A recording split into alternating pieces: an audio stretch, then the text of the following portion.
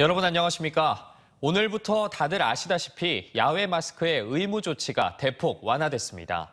우리 지역의 확진자 수가 부쩍 감소한 상황에서 과연 현장은 어떤 분위기였을까요? 일부 시민들은 마스크를 벗고 돌아온 일상을 느꼈지만 아직 대부분의 시민들은 걱정스럽다며 마스크를 벗지 못했습니다. 김철진 기자입니다. 도심공원 속 봄 기운을 느끼는 시민들의 표정이 밝습니다. 얼굴에 쓰고 있던 마스크는 조심스럽게 벗어 한 손에 들어봅니다. 실외 마스크 착용 의무가 대폭 완화된 첫날, 공원에 나온 시민들은 돌아온 일상을 느꼈습니다. 좀 날이 더워지면서 마스크가 더 불편해지기 시작했는데 그런 불편함이 좀 적어져서 훨씬 좋은 것 같아요.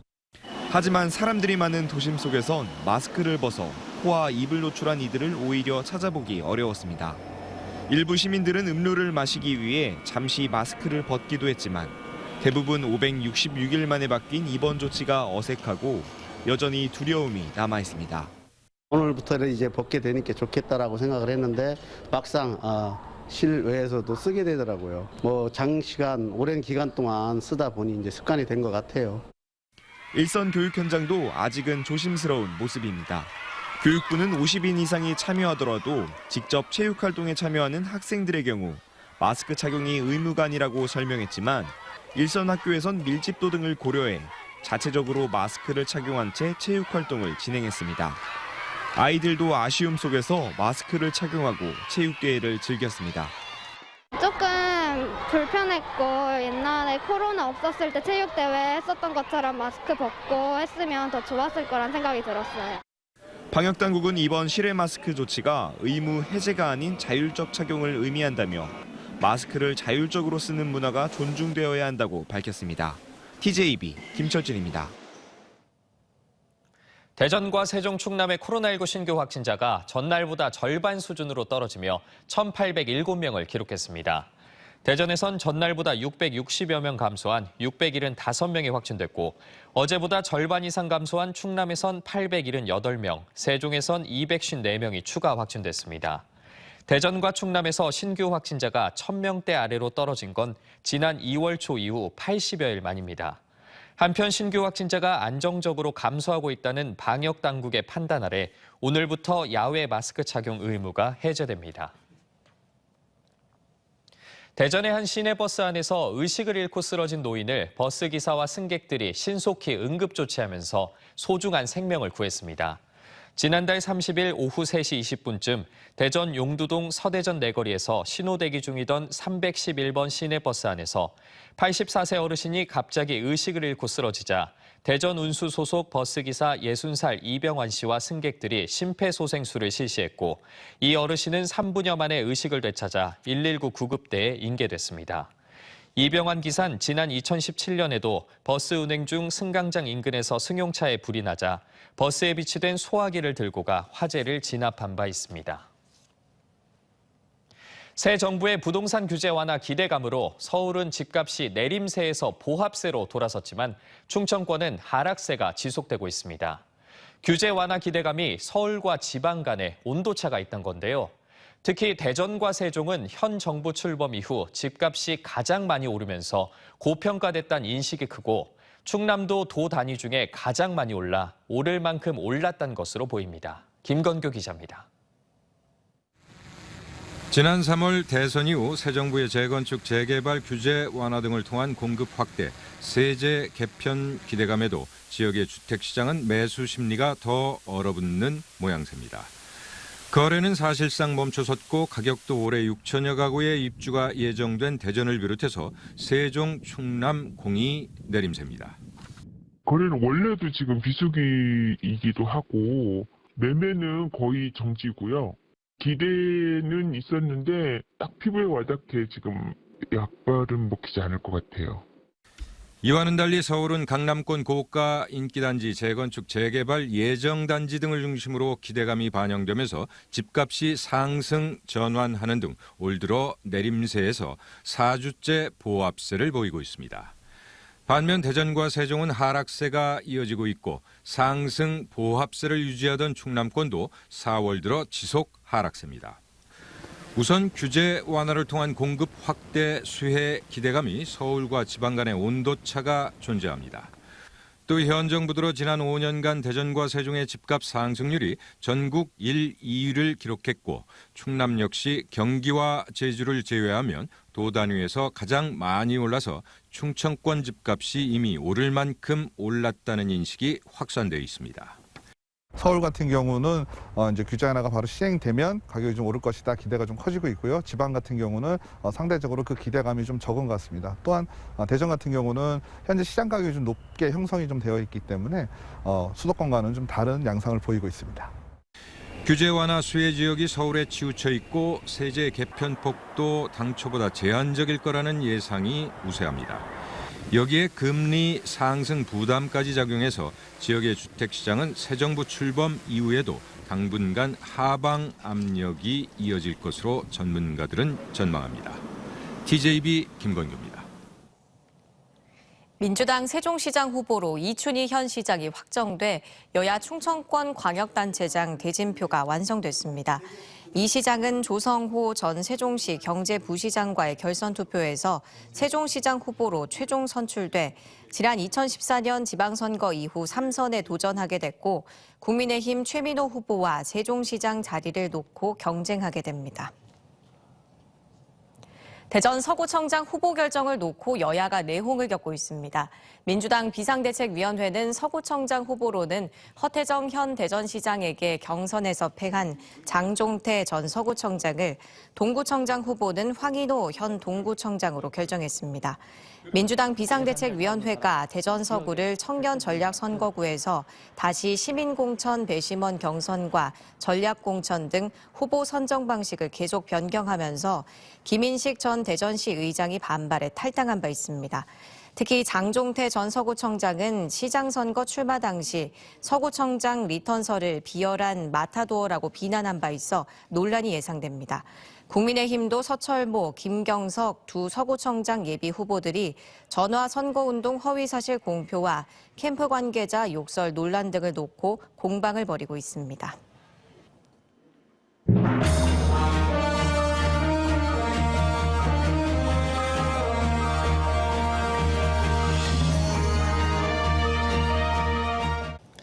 TJB는 6일 지방선거를 맞아 시청자들의 올바른 선택을 위해 여야 충청권 광역단체장 후보자들을 스튜디오에 초청해 정책과 비전을 직접 듣는 자리를 마련했습니다. 네, 오늘은 국민의힘 대전시장 후보로 이장우 전 국회의원과 함께하겠습니다. 후보님 어서 오십시오. 안녕하십니까.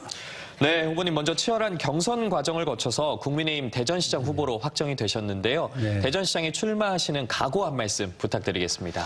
우선 오만과 특권으로 무장된 문재인 정권을 교체했습니다. 이제 후속 조치로 무능한 시정을 교체해야 된다. 무능한 시장이 지난 4년 동안 하면서 국책 사업은 연이어 유치를 실패했고요. 인구는 줄고 기업은 떠나고 청년들도 일자리를 위해서 떠나고 있습니다. 이런 도시를 만들어서는 안 된다. 그래서 일자리를 만들고 양질의 일자리를 늘려서 청년들이 살고 싶어 하고 미래의 비전을 확실하게 시민들이 이 미래의 비전 있는 도시다라고는 인식이 일 정도로 과감한 정책과 치밀한 전략을 함께 구현하는 그런 시장이 필요할 때라고 저는 보고 있습니다. 네, 그럼 구체적으로 지난 4년간 대전시장의 성적표를 매겨보면 어떻게 할 수 있을까요? 저는 그냥 무능한 시정이었다. 이렇게 네. 딱 한마디만 드리겠습니다. 왜냐하면 우선 시장은 시민들의 일거리, 양질의 일자리를 위해서 굉장히 노력을 많이 해야 됩니다. 그렇지만 시장이 지난 4년 동안 기업을 유치하기 위해서 발벗고 뛰었다는 얘기를 들어본 적이 없습니다. 그리고 도시철도 2호선 같은 경우 지금 15년 가까이 정책이 오락가락하면서 아직 첫 삽도 못 떴지 않습니까? 네. 그게 무능한 단초를 제공했다고 보고 또 한편으로는 유성의 복합터미널, 유성에 사시는 시민들하고 서구에 사는 시민들이 이용해야 될 복합터미널이 지금 10년째 첫 삽도 못 떴지 않습니까? 이런 것만 봐도 얼마나 무능한 시정을 그동안 했고 또 중소기업부가 세종으로 떠날 때 시장이 어디에 있었는지 저는 도저히 이해가 가지 않습니다. 시민의 권익이 훼손된다든가 시 발전에 훼손되는 일이 있으면 시민을 대표한 시장이 강력하게 맞서서 범과 같이 사자와 같이 앞장서서 막아내야 되는데 어디에 숨었었는지 저는 잘 모르겠습니다. 그래서 이번에는 무능한 시정을 교체해야 됩니다. 그래서 정권 교체에 의해서 대전 발전을 위한 무능한 시정을 교체해야 된다 하는 것이 저의 생각입니다. 네, 또 그러면 가장 궁금한 부분 중 하나인데 민선 8기 대전시장이 되시면 어떻게 대전시정을 이끄실지가 참 궁금해지는데 핵심 공약을 좀 말씀해 주시겠습니까? 저는 경제도시로 확실하게 전환시킨다는 목표를 갖고 있습니다. 우선 산업용지 500만 평 이상을 확보해서 네. 지금 방위사업 기업 그리고 항공우주 기업, 대전의 최강점으로 갖고 있는 바이오 헬스 기업, 그리고 도심 항공 모빌리티, 플라잉카입니다. 차세대 항공수단, 우리 교통수단이죠. 네. 그분에 대한 기업 유치를 대대적으로 하고요. 윤석열 대통령 당선인이 지방은행을 말씀하셨는데, 기존에 한 350억 정도나 한 500억 이런 출자금을 가진 옛날 충청은행 정도를 고민하셨었는데 확실하게 전환을 해서 한 10조 원 규모의 지역의 기업을 지원하는 그런 특수은행을 설립하는 것이 맞고 그런 차원에 지금 진행이 되고 있습니다. 그래서 좋은 기업 유치를 위한 산업용지 그리고 좋은 기업 유치 그리고 거기에 대한 금융을 대는 문제, 이게 제 1의 목표입니다. 그리고 두 번째는 도시철도 2호선이 지금 15년째 답보 상태에 있는데 2호선의 잘못된 점은 조기에 극복을 해서 조기에 착공시키고요. 3, 4, 5호선을 동시에 추진한다. 그래서 대전의 미래 교통수단을 도시철도 중심으로 확실히 꾸미는데 3, 4, 5호선 문제는 장기적으로 10년 이상이 걸리기 때문에 기본계획 단계부터 중앙정부의 예산 확보까지 이런 시간을 감안해서 동시에 추진하면서 최우선 사업부터 점진적으로 해나가는 것이 저희의 두 번째 목표입니다. 기타 많은 목표들이 있습니다만 대표적인 핵심은 일자리 늘리는 거, 기업 유치하는 거, 네. 그리고 도시의 교통수단을 획기적으로 개선하는 거, 그런 두 가지의 큰 목표가 있습니다.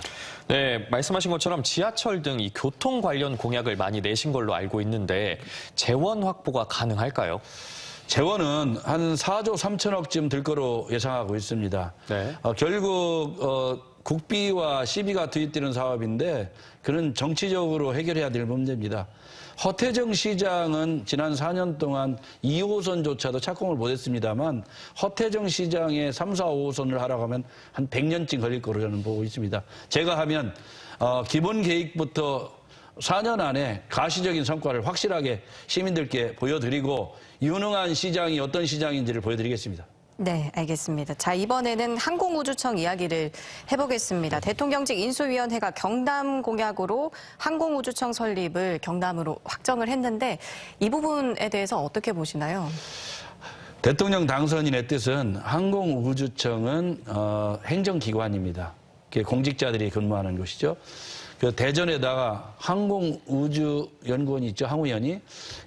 항우연과 결합한 우주항공기업, 관련 기업들을 대전에 유치해서 그 기업을 키우고 그 기업을 키우기 위해서 10조 원 이상을 자본금으로 하는 특수은행을 세워서 지역은행 플러스 특수은행 역할을 하겠다. 대통령 당선인의 뜻은 행정기관 일부보다는 기업을 유치해서 대전의 경제를 키우는 것이 훨씬 더 중요하다고 보시는 것 같습니다. 네. 저도 같은 생각이고요. 항공우주 관련 기업들을 대전의 산업용지 500만 평 안에다가 확실하게 유치해서 고용을 늘리고 경제를 지우고 세수를 확보하는 것이 훨씬 중요한 일이라고 저는 보고 있습니다. 자, 그래서 이 새 정부 대전 공약에서는 방위사업청 이전이 포함되어 있는데요. 대안이 될 거라고 보십니까? 우선 윤석열 대통령 당선인이 방위사업청을 대전에다 옮기겠다고 하신 거 아닙니까? 네. 방위사업청 요즘 관련된 산업 파급 효과가 굉장히 큽니다. 그래서 방위산업 업체들, 방산업체들을 또 역시 대전에 대거 육성을 하겠다는 게 당선인 뜻이고 저의 생각하고 같습니다.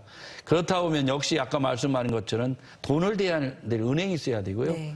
그런 것들을 결합해서 대전을 방위산업, 그리고 항공우주산업, 그리고 바이오 헬스산업, 그리고 미래 차세대 교통수단인 그 도심항공, 모빌리티 산업, 이런 산업들을 대거 유치하면서 대전을 기존의 소비도시에서 경제도시로, 산업도시로 재편하는 것이 대전의 인구도 늘리고 대전 도시를 성장시키고 청년들이 이 도시를 떠나지 않게 할 수 있는 중요한 목표점이라고 저는 보고 있습니다. 네. 그런 방향으로 시정을 운영하는 것이 대전시의 미래를 확보하는 길이라고 저는 확고하게 믿고 있습니다. 네, 후보님 그러면 끝으로 유권자분들에게 한 말씀 부탁드리겠습니다. 우선 150만 시민의 이익이 침해되면 범과와 사자와 같이 맞서서 지켜내겠습니다. 한편으로는 대전 시민을 존경하는 마음으로 늘 공직자들이 절할 수 있는 준비를 갖추는 그런 공직자상을 확립하는 데도 최선을 다하겠다는 말씀 드리겠습니다. 후보님 오늘 말씀 고맙습니다. 감사합니다. 대전시 선거관리위원회는 6월 지방선거 30일을 앞두고 대전 엑스포 시민광장에서 1인 7표 투표 참여 캠페인을 벌였습니다. 이번 지방선거에서 대전과 충남 지역 유권자는 교육감과 시도지사, 기초단체장과 지역구 시도의원, 비례시도의원, 시군의원, 비례대표 시군의원 등 7장의 투표용지를 받게 되며 세종은 세종시장과 세종시 교육감, 세종시 의원과 비례대표 등 넉 장의 투표용지가 배부됩니다. 다만 국회의원 보궐선거가 진행되는 충남 보령 서천 지역은 8장의 투표용지가 유권자들에게 전달됩니다. 천안시가 추진 중인 중부권 동서횡단철도 건설과 광역급행철도인 GTX C라인 천안역 연장 등 5개 사업이 대통령직 인수위원회의 정책과제에 포함돼 정책 추진이 주목됩니다. 대통령직 인수위원회 지역균형발전특별위원회는 충남의 15개 정책 사업을 발표하면서 천안과 청주, 울진을 잇는 중부권 동서횡단철도 건설과 함께 수도권 광역급행철도의 천안역 연장을 반영시켰습니다.